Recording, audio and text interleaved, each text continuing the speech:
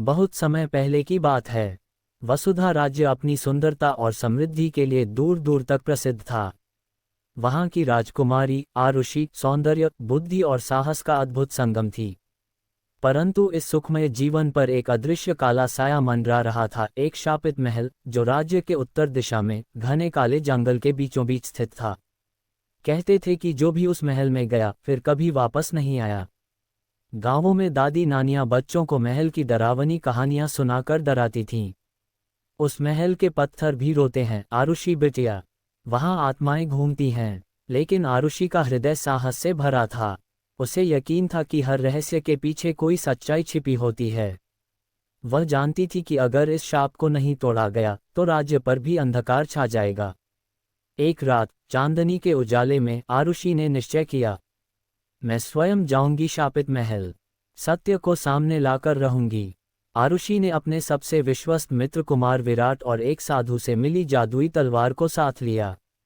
साधु ने उसे बताया था, महल के भीतर समय भी झूठ बोलता है, अपनी अंतरात्मा की आवाज सुनना। राजकुमारी राजमहल से दूर आरुषि और विराट ने घने जंगल का सफर शुरू किया। हवाओं में एक अजीब सी सर्दी थी, जैसे पेड़ भी कुछ छिपा रहे हों। रास्ते में उन्हें कई बाधाएं मिली, जहरीले फूल, बोलती परछाइयां और भटकाने वाले जादुई द्वार। लेकिन आरुषि का निश्चय अडिग था। अंततः 3 दिनों की कठिन यात्रा के बाद वे शापित महल के दरवाजे पर पहुंच गए। महल समय की मार खाया हुआ, टूटा फूटा और फिर भी अजीब ढंग से जीवित लग रहा था। उसके विशाल लोहे के द्वार अपने आप चरचराते हुए खुले। एक ठंडी हवा ने उन्हें भीतर खींच लिया। महल के अंदर का दृश्य भयावह था। दीवारों पर जले हुए दीपक खुद ब खुद टिमटिमा रहे थे और दूर कहीं से कराहने जैसी आवाजें आ रही थीं। फर्श पर कदम रखते ही आरुषि और विराट को ऐसा महसूस हुआ जैसे कोई अदृश्य शक्तियां उन्हें देख रही हों। कहते थे महल में समय ठहर गया है, और सच में हर घड़ी की सुई एक ही समय पर रुकी थी, रात के ठीक 3 बजे। अचानक एक पुरानी चित्रित दीवार के पीछे से धीमी धीमी आवाज आई, मुक्ति मुक्ति। विराट तलवार निकालने ही वाला था कि सामने से एक आकृति प्रकट हुई, धुंधली, लेकिन उसकी आंखों में करुणा थी।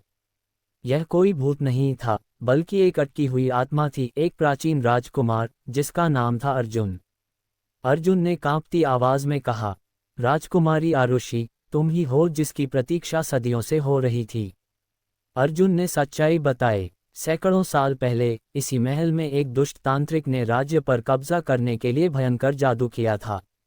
अर्जुन ने उसे रोकने की कोशिश की, लेकिन तांत्रिक ने उसे और पूरे महल को शापित कर दिया। अब हर आत्मा समय के फंदे में फंसी थी, ना जी सकती थी, ना मर सकती थी।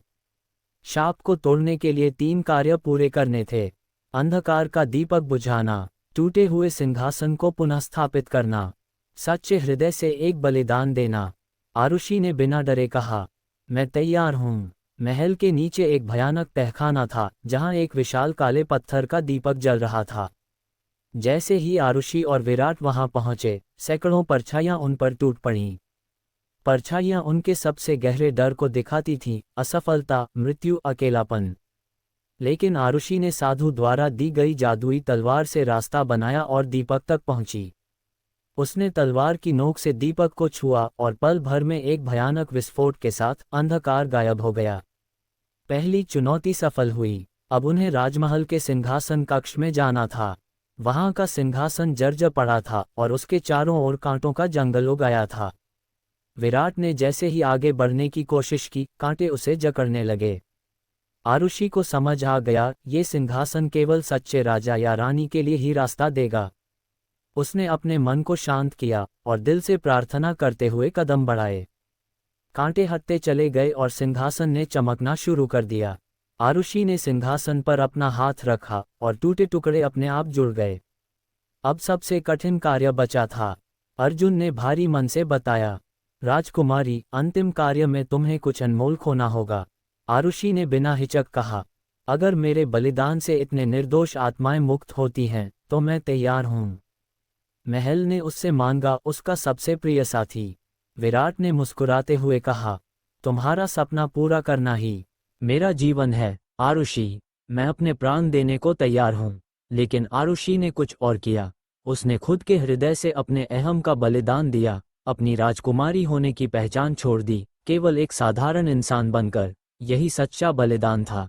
जैसे ही आरुषि ने अपनी पहचान त्यागी, महल में उजाला फैल गया, सभी आत्माएं मुक्त हो गईं, महल के पत्थर फिर से जीवित हो उठे। अर्जुन, जिसने सदियों से मुक्ति की प्रतीक्षा की थी, अब शांति से स्वर्ग की ओर चला गया। विराट और आरुषि दोनों बाहर आए तो देखा, जंगल अब हरा भरा था, महल एक सुंदर महल में बदल चुका था। राज्य ने आरुषि का स्वागत एक महानायक के रूप में किया, लेकिन आरुषि ने कोई पद या ताज नहीं लिया। वह जनता की सेवा में अपना जीवन समर्पित कर चुकी थी।